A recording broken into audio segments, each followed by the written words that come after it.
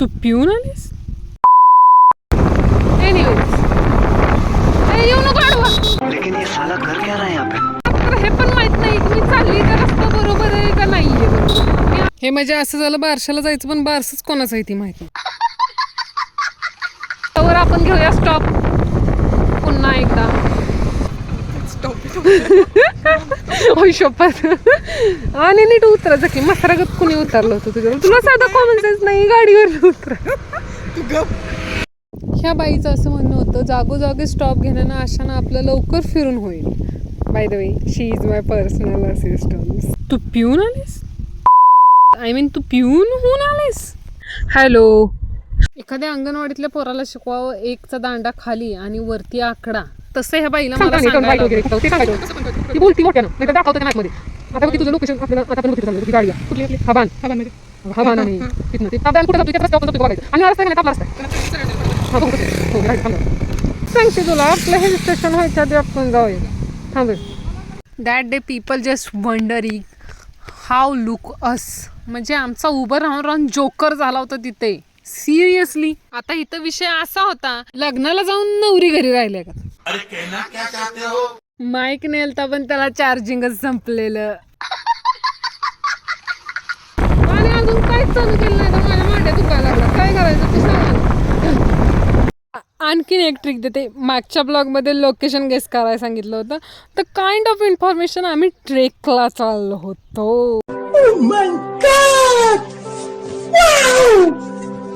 आणि रणांगणात युद्धभूमीच्या नाही रणांगण युद्ध चालू व्हायच्या आधीच मी शस्त्र खाली टाकली. काही ठिकाणचे रस्ते म्हणजे का असं वाटतं का आमदारांची तोंड रगडली तर चांगलं फेशियल होईल.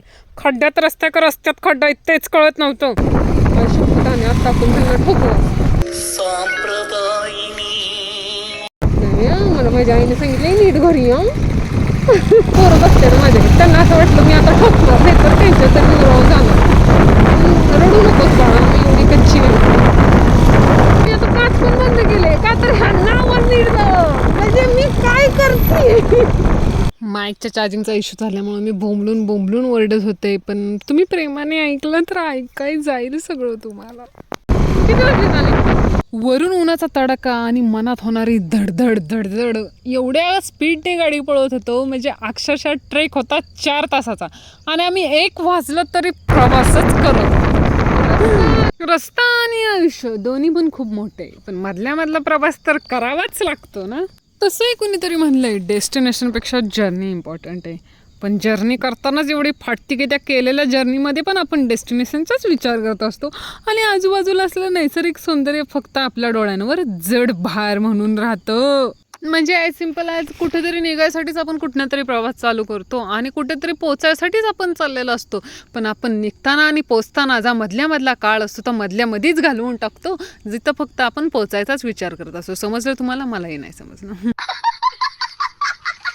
आनंद हा सरसकट घेतला पाहिजे आपण पण एकाच तागड्यात झोकून सगळं मोकळं. ह्यातून एकच धडा शिकायला भेटला. आयुष्यात साथीदार निवडताना चांगला निवडा. ट्रेकिंगचा सुद्धा आणि जीवनाचा सुद्धा. नाहीतर दोन्ही बाजूने लागतातच. ज्यांना माहीतच नाही रस्ता कसा मॅप कसा यूज करायचा असली माणसं रस्ता दाखवायला असल्यावर ना आयुष्य कसं बरोबर योग्य वळणावर जाईल त्याची वाटच लागणार वाटेनेच.